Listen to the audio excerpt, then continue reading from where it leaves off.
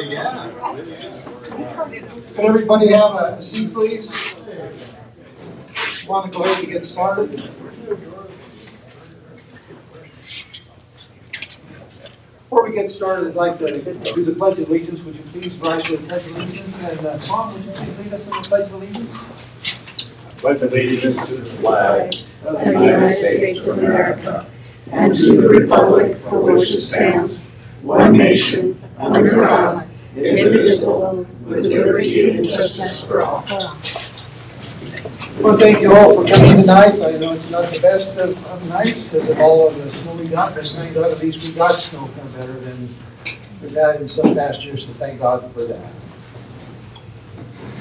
So welcome to the 2023 State of the City Address. I want to thank Trinidad State College for hosting us tonight.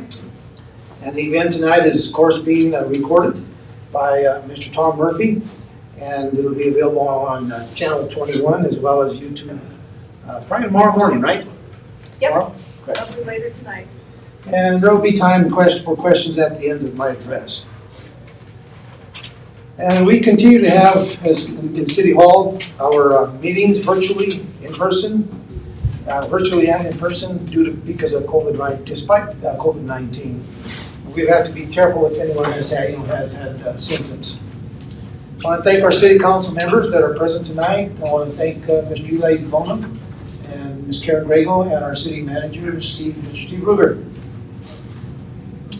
I want to start off with mentioning some of the staff changes that we had this past year. And I think everyone probably already knows that Mr. Mike Valentine retired in July. And I want to thank him for his leadership. He was with us for a couple of years, but he did a tremendous job for us during that time. When he informed us that he was going to retire, of course, we immediately started searching for a new city manager. And in August, we hired Mr. Steve Ruger as our new city manager. That was correct, right? August? August 22nd, yes. Okay.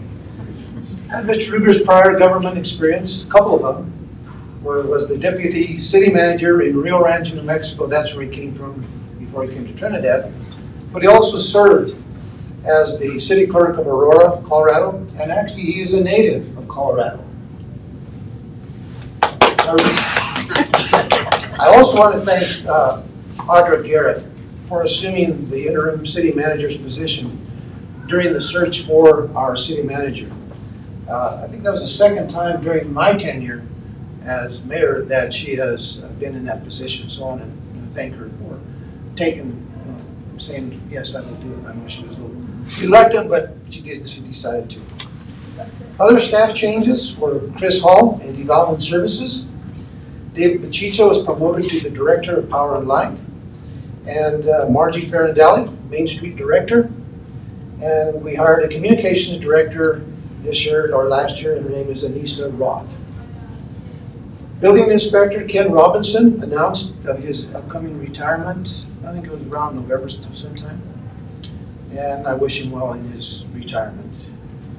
Shortly after his arrival, Mr. Ruger began a search for a city planner. So those are some of the staff issues and the changes that we were dealing with. In 2022, I mentioned that realizing our potential would come from opportunity, vision, risk, and just plain old hard work. And we are now in 2023, and that statement stands true today. Our staff has worked diligently in 2022, even though they were understaffed. And we have been understaffed, and they do a heck of a job for you as citizens of the city of Trinidad. They are dedicated to provide the citizens of Trinidad the services needed for daily living. Water, power, and light gas directors now have office hours in City Hall. So if you need to get a hold of one of those people, you can call City Hall and they'll connect you to them or leave a message and they will get back to you. 2022 was a challenging year due to revenue loss from the cannabis sector and the general fund sales tax. Despite the loss of 14% in tax revenue in the general fund, we still had a decent year. Cannabis revenue for 2022 was off 42%, and we knew that was going to be coming when a lot of people claimed that it was due to New Mexico authorizing the sale of marijuana. but I think it was more than that. That was a small part of it. The biggest part, I think, was the travel and the gas prices. People were reluctant to travel, so I think that that was part of one of the problems that we have. I think Oklahoma, and I'm not sure if Kansas authorized the sale of marijuana too. I know Oklahoma did. Our ad valorem taxes were up 7% last year. Severance taxes were the big surprise for us. We originally had anticipated that it would be real low like it had been in 2021, because in 2021, we only received $3,063 in our severance taxes. Unfortunately, at the end of the year, it ended up being $386,166. So that was quite a surprise, and a good surprise for us in the city. Revenue in some of our utilities has not been keeping up with expenses, so council approved to raise fees in the gas and electricity, and will continue to look at others in this year in 2023. We started the 2022 budget of $56,943,915, and in December it was adjusted to $66,169,337. That was in December. In 2022, we received $4.7 million in grants that went through the capital fund, and the Fox Theater and the Space Grade Project were one of the two major recipients of those grants. $1,292,000 was received for the general fund for the American Recovery Act. I want to cover now the accomplishments for 2022. Section 1 of the Old Soapers Road Boulevard addition was completed. The library fence and landscaping was done. If you look around, what they've done is it looks really, really nice. And one of the good things about that is it kept a lot of the people that were going down there from just staying there overnight. And now it looks a lot better. It looks great. We had a water main stabilization project that was completed. The Riverwalk lighting was installed. Citywide street striping was completed. And we had a major power issue last year where some main breakers were damaged. And that was due to wind. And so we had to come up with a little over $500,000 just for some breakers that went into the power plant. And that was quite an ordeal because it was pretty expensive for just some breakers and installation and all that stuff. Phase 1 of the Fox Theater redevelopment project. Phase 1 of the ADA curb cut project was completed, and that's only phase 1. We still have other phases that we are into right now. One item on the ADA list, the Central Park renovations. Originally, we had allocated funding for a covered swimming pool, and that's something that I know that a lot of residents were looking for. But unfortunately, after some serious consideration, we've decided to reallocate the funds for Central Park renovations and to reallocate to these Central Park renovations instead of the swimming pool. And like I said, that is one project that is identified in our Department of Justice agreement. So that is the main reason that we had to move those funds over. Our ADA curb cuts continue, but at a slower pace due to available contractors. And that's been an issue for the last several years due to all of the work that's available to contractors these days. Hold on one second.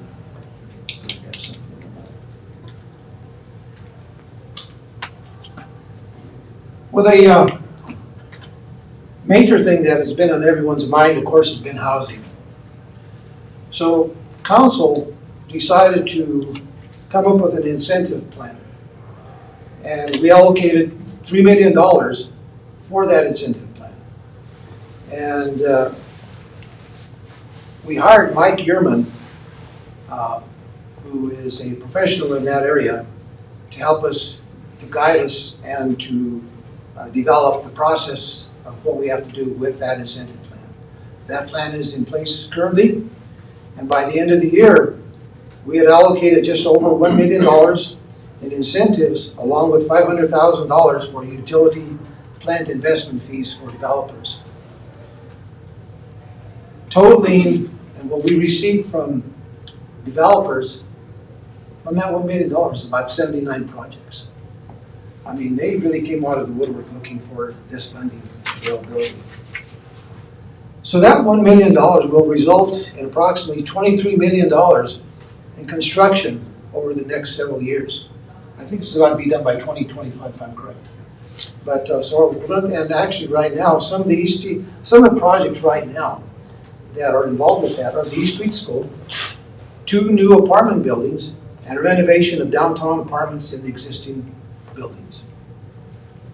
We also initiated a 50-50 subsidized sidewalk incentive plan for homeowners and businesses to replace deteriorating sidewalks, and we've had some success with that. I think that all that money has already been expended, but I think we're going to try to do that again this year as well. So if you know of anybody who wants to do a 50-50 cost share for your sidewalks, let us know at City Hall. In October, we celebrated the grand opening of the Space to Create project, and new businesses have already moved into the community spaces. I think there's, what, 4 or 5 that have moved in there? I think 4, yes. That's 4? Okay, so they're beginning to fill up. A couple of weeks ago, the Kiwanis celebrated their 100th anniversary in the community space. So it's beginning to, being used, so that's great. One area that we're very, very proud of is Monument Lake right now. We hired a couple of years ago Buckhorn Ridge Outfitters. They have done a tremendous job for us in the last couple of years. And even though we have allocated a lot of money for the renovations, but we can see results. They've completed a renovation of 13 cabins, 2 lodge rooms. They've improved, actually widened the roads. They've added 37 more primitive campsites and made several other improvements. And they have other ideas as going forward to what else they want to do. They came to us right before the first of the year and gave us an update of their progress, and that's where this came from. And some of the other things that they want to do. Like I mentioned earlier, Riverwalk lighting has already been installed. Our outdoor recreation under the direction of Jared Chatterley continues to grow. Lifetime Fitness brought a couple of years ago the Rad Dirt Fest and the Pony Express races. They both returned this last year and were both a great success. I think the Pony Express races, I think, brought in 150 racers, and the Rad Dirt Fest brought over approximately 600 cyclists last year. So we're beginning to get recognized for our gravel races here in Trinidad. And I've got something mentioned to you that's going to be quite surprising later on. Fisher Peak Master Plan was completed, and we will continue. We continue to work with the Greenway Foundation on the River Vision project. Tourism allocated funding for a smaller bus to transport tourists around town, especially during special events. Because right now, people, we have an event downtown. People live, some of the hotels outside of town. So it'll allow people to, we can transport them around. So I think they did a good job by going ahead and buying a new bus. And they hope to have it before the 2023 tourism season starts. Chief Glorioso, before I start with this one, you get a lot of, the police departments get a lot of flack with what they do. And it's unfortunate because we hear all this stuff statewide, nationwide, and they get a bad name. It's unfortunate. But I will tell you this, we have a good police department. This last year we had a reduction in calls for service. In 2021, there were 16,049 calls for service. Last year it was reduced down to 14,101. So there's been a reduction in service calls. Even though our cannabis revenue has gone down, we continue to fund our police department, fire department, and many other departments for necessary upgrades. And like I mentioned, everyone is concerned about the drug problems we have, and Chief Glorioso sent me the controlled substance calls. And I'm gonna read for you the report that he gave me recently on the drug issues. Concerning heroin, meth, cocaine, fentanyl, and other, of course. And these were items that were seized. Heroin, 148.2 grams. Meth, 762.6 grams. 7.5 grams of cocaine. And of course, the big one is fentanyl. It was 306.6 grams of fentanyl. Went to a meeting last week up in Denver with Action 22, and they had a guest speaker there from the DEA and a couple other sources. And we know that they were talking about the fentanyl crisis that we do have, and I call it a crisis. Because I heard this a while back, that have you ever heard of a recovered fentanyl user? There are none. They're either still using or they're dead. And that's the fact.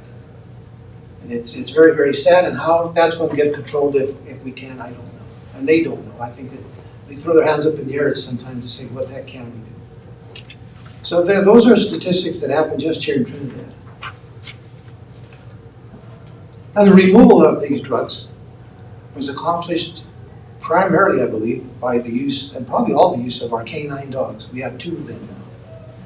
And even though it's a costly investment, but it's something that I think that is good to have, because you know there's so much of the drugs, and they were able to sniff out any of these drugs that I mentioned here.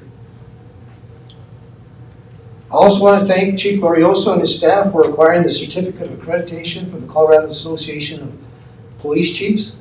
That was an accomplishment that he'd been working on for, I think, this past year.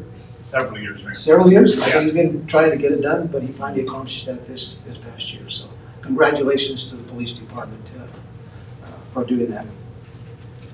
In December, we invited the leaders of many organizations to a leadership summit to get their opinions as to what they thought and what their thoughts were of the city of Trinidad, how we were operating, and give us any of their input.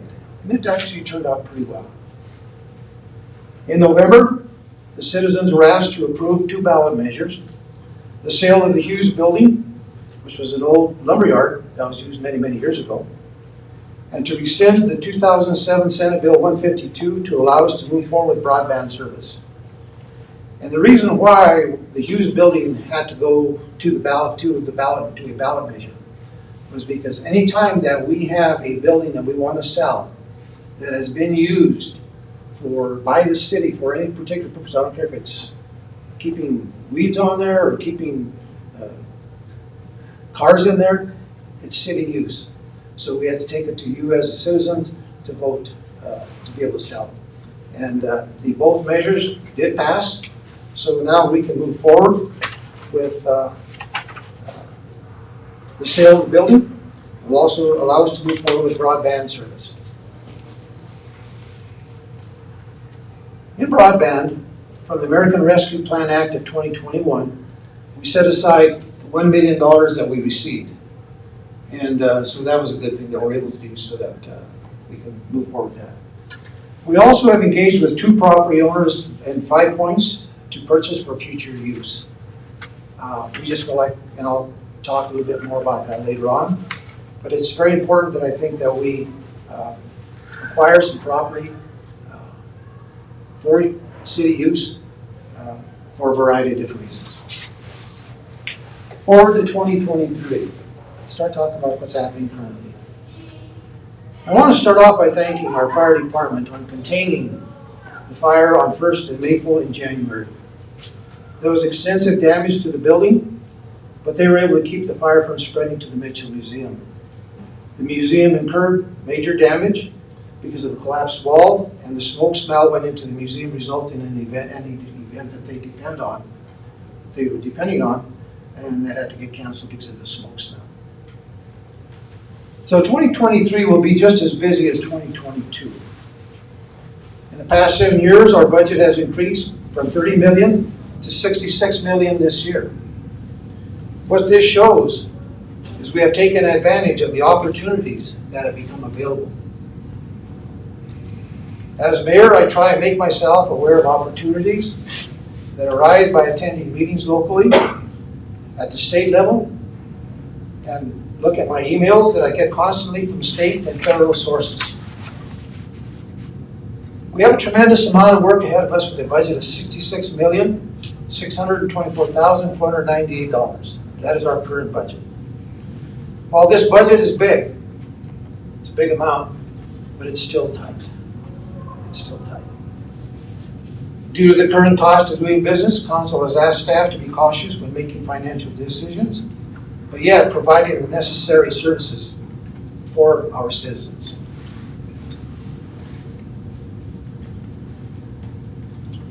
Finance Director Cheryl Navarrete is projecting an additional reduction in general fund taxes this year. While this is concerning, she's being conservative on her projections. We hope that our taxes stay stable this year with upcoming new startup businesses. I mentioned earlier that revenues have not kept up with expenses in some of our utility departments. In order to plan for upgrades and emergencies, we will be looking at rate hikes in the near future. These rate increases will be more than what will be in the water and landfill. And the hope is it'll possibly eliminate or reduce the transfer of funds from the general fund or from other departments into these departments, because they have been lagging in being able to get revenues to where they can plan for the future and even for today. Okay. To let you know, even though these amounts and our budget is tight, I will let you know this, is that our city is financially sound, so you're in good hands. Your city is in good hands. There are many grant opportunities from various state and federal resources that our grant writer, Talitha Gillespie, she keeps her eye open and will apply for them this coming year. We have already been notified that we will receive $1.1 million through the omnibus bill for water projects that Senator Hickenlooper helped secure. We applied for that last April, and we just got notice in January that he had secured that funding for us. So I want to thank him for his work on that. Our city employees will receive salary increases between 3 to 7%, depending on the position that they hold. New staff this year, Mr. Ruger has hired Ms. Keely Williams, and she'll serve as our Development Services Director. It's going to be a combination of that as well as our Planning Director. So she'll have basically two positions to handle. He's also hired John Wilkinson as our new Building Inspector. Ken Robinson left last year, or at the beginning of this year. And he has hired Anissa Roth as our Communications Director. 2023 projects, just to let you know a few of them, is that the library, our library director, Jessica Huffman, she is going to have new carpeting installed. If you have gone in there, carpeting is pretty old and grubby. And it's going to take some time to get that done. And I visited her I went to see her this last week. She told me that the library may have to close for a few days because they have to try to move, and this is going to be on the upstairs area, to move all the racks from one side to the other, then move back to the other side so they can do the other side. So she may have to close for maybe 4 or 5 days, and that's what she told me, and I agree with what she'll have to do. The river visioning project, even though we've had to back off on that a little bit, but it continues. But the focus area will be between the I-25 corridor and the Commercial Street Bridge. So that's something that we are very still interested in continue with that project. Design work will begin on the multi-use path from the radio station to the new Exit 11 bypass on Santa Fe Trail. We have received $1.8 million for this project. The city has had to have a $450,000 match for that, and we do have that. Like I mentioned earlier, broadband will remain a priority in 2023. And like I said, we have set aside that $1 million from the American Recovery Act. And that $1 million will allow us to leverage other funds because we know it's going to cost more than $1 million to do broadband in Trinidad. We don't, what that cost will be, we don't know. But that $1 million is a good start. Last year I mentioned that we would begin to work on the access to, or to better access to Simpson's Rest. Unfortunately, other projects were of greater importance, but this year I hope that we can work on making Simpson's Rest a vital asset for local citizens and tourists. Our incentive program is beginning to show results. The 24-unit apartment complex is currently under construction, and that's for those people that know where Oak Street is at. As you go over the hill, down at the bottom, there used to be an old service station area. That's where that new complex is going into. And a 12-unit complex, another 12-unit complex is scheduled to open or to begin construction in fall sometime, and that's on Elm Street. Other apartments in the downtown area are scheduled to start rehabilitation in the near future. Through our incentive program, we will encourage the development of more housing. We do have extra, or some money that we have allocated from that $3 million. And what we have asked Michael Yearman to do is to check with DOLA if they have other funding money, other funds that we can leverage, that $1 million. And he has already applied for it, I believe. And I think we'll hear whether or not we get some additional leveraging money. I think you mentioned in April, if that's correct? Yes. I think that's what he said. Trinidad State Building Construction Program, they finished their first home. Congratulations to Dr. Pepper. She's here tonight and is ready. They are ready to put it on the market, but they're also ready to start a second home, which is right next door. And I think Mr. Apodaca here, I think, participated in the first project. So I don't know if you want to participate in the second project or not. No? Everyone has been, I'm sure, noticing the progress on the Hilton Garden Inn that is being built currently. My wife and I, we toured that this last week. Thank you, Cy, for taking us through the building. And it's a beautiful building. It's going to have a bridge that'll go across the river into downtown. It's going to have a swimming pool, an exercise room with Peloton equipment. It's going to have an ice rink. It's going to have a restaurant. And the best thing about the hotel, it's going to have magnificent views of Fisher's Peak and Simpson's Rest from I think every room, depending on what side you stay on. Right. Pretty much so. Yeah. But they're going to have some really, really great views, and of course, we'll be able to see the river below on that south side, I guess, south side. Yeah.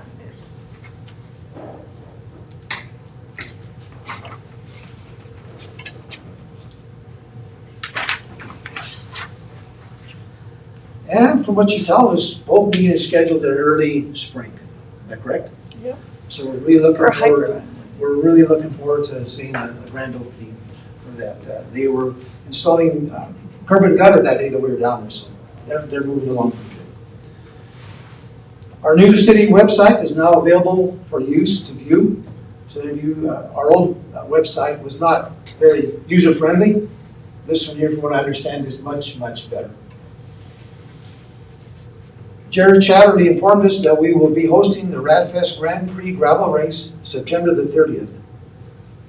35 men and 35 women will be competing for the $250,000 purse. We will be the sixth leg of a 7-leg race. So we're sixth. Jared also informed me that this race will also include the Radfest race that we've had the past couple of years. He said that we could have close to 1,200 riders this year, simply because of the Radfest and the Grand Prix race, and it's a big deal. And I guess this is something that goes on every year, the Grand Prix race. And one of the things that he hopes that we can do is to become that 6th leg or 7th leg or one of the end legs for future years. As you know, that would bring in a tremendous amount of revenue into the city. The long-term goal, which we've been talking about, for Trinidad and surrounding areas is to become a destination for tourism by investing in recreation and cultural activities. The new oil coal mine is hoping to increase production. Attended a meeting this last week, and they want to bring on an additional 180 employees by July. They are struggling with getting some employees right now, but they are continuing to build employee capacity at this point in time. But they are hoping to get up to that point to get there. Everybody's wondering what's happening with the rail on that. But until they can really show that they're profiting and they have that employee and they're able to put out the amount of coal that is necessary, they do have contracts in place. They just need the employees to be able to mine the coal. And once they get to that portion of it, they'll be able to start working on the rail to get installed. One interesting thing that we're working, is a possibility right now. A biofuel industry is interested in coming to Trinidad. And what they do is they process dead trees, yard waste into jet fuel. And from their projections, if they are able to come to Trinidad, which I've had a couple of conversations with them here this last week actually, they will have around 90 employees, and it'll be a 24/7 processing plant. So it'll be another 90 jobs in the city of Trinidad, probably some high-end jobs to that end as well. And I'm not sure how many of you have read the newspaper, but a Maverick gas station and convenience store will be built where the current Frontier Motel is. Construction, from what I understand, is going to start here shortly. That's their idea anyway, to get started here pretty quick. One thing that I know that everyone has been wondering about, when in the heck is First Street going to get done? So we just, our council just went ahead and okayed the contract a couple of weeks ago. And from what I understand is it's going to get started here shortly, right, Steve? Mayor, the notice to proceed was signed today for February 20th. Good. Start date. And hopefully get that completed before next winter. We know that there's going to be some issues because they're going to go in and have to do a lot of work. A lot of people have been asking, is there going to be brick on the streets? And because of an agreement that we have with the State Historical Society or whatever, it has to be brick. But what they were able to do is that the center of the street will be brick, but the sides where the parking places are at can be concrete. So we're still going to have to deal with brick streets. But I think it's going to be. We like that, Phil. We like that. You like that? It's good. It's good. And like I said, design for the ADA improvements for Central Park will begin this year. We will continue to engage with the owners in Five Points to consider purchasing the properties for potential future use. We're also working on acquiring additional property for recreational use, and we are working with someone on that end. ADA curb cuts, of course, is going to continue for the next several years. And this is back 5 or 6 years ago. The estimated cost at that time was about $15 million. My guess it's probably close to 20 right now because of the cost inflation and all the issues we have. So it's going to take several years to complete this because we have to get contractors to do the work, of course. Our economic development under Wally Wallace now has a $1 million budget. And of course, his job will be to continue to search for new business and to help existing businesses. Something that I've been working on for the past 2 years is a warming shelter for Amtrak riders. About 4 years ago, I was at Safeway, a gentleman came to me and he says, why isn't there even a chair or a bench that Amtrak riders can sit on while they're waiting to either get the ride somewhere or waiting for Amtrak? So I was on the Southwest Chief Amtrak Commission a couple of years ago, and it was fortunate that some of the people that were were on that commission were from Burlington, Northern Santa Fe, CDOT, and Amtrak. So I started to talk to them people, started to talk to them. So 2 years ago, I started talking, actually when I began the conversation, they said, let's see what we can do. So they have allocated $380,000 for a warming shelter. And that warming shelter, I talked to CDOT just a couple of weeks ago, and I guess the ink has been dried on the contract and all this stuff, but they do have the money in hand. Amtrak now has to find a contractor to do the work. So hopefully before winter, maybe we'll have at least a warming station for Amtrak riders. So it's been, anytime that you work with the railroads, it's a process. It's just like the old joke, if you have a piece of property, you say, my property is worth this much. Your realtor says it's this much. The assessor says it's this much. God says it's this much, but the railroad says it's this much.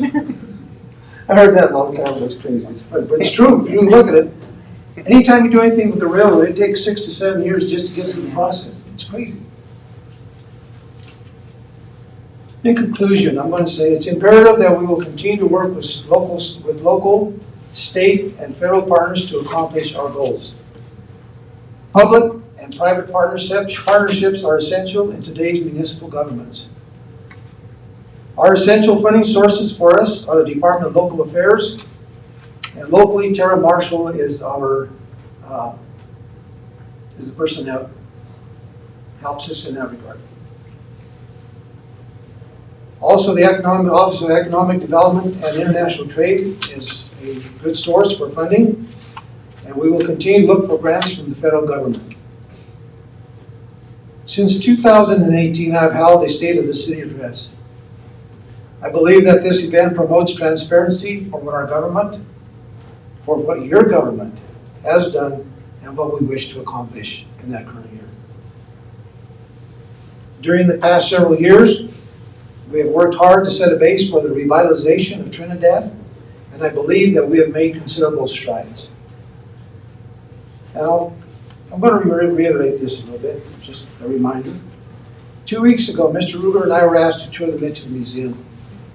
And like I mentioned earlier, Allison showed us the damage they incurred. It is extensive due to a collapsed wall and the smoke smell. And I mentioned about the canceling of the event.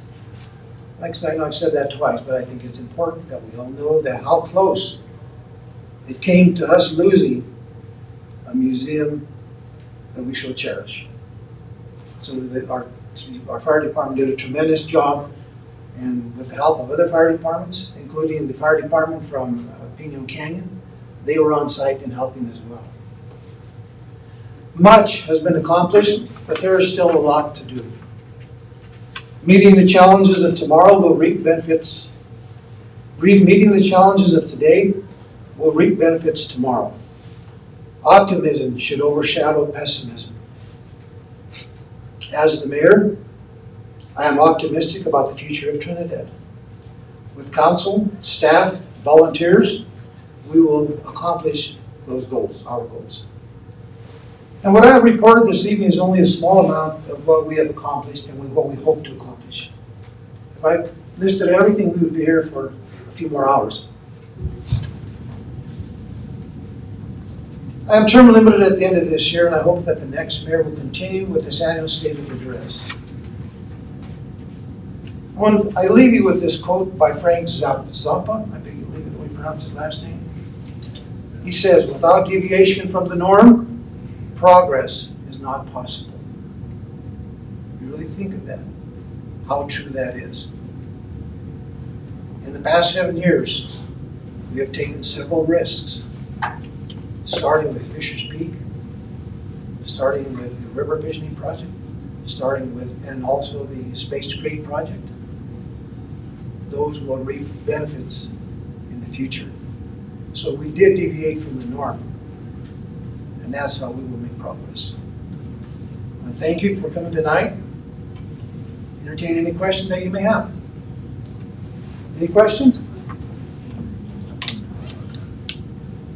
Everybody's quiet. You must be cold. Any concerns that you have?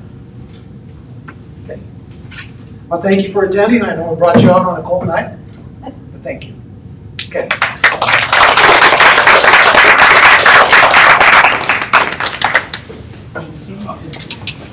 Yeah.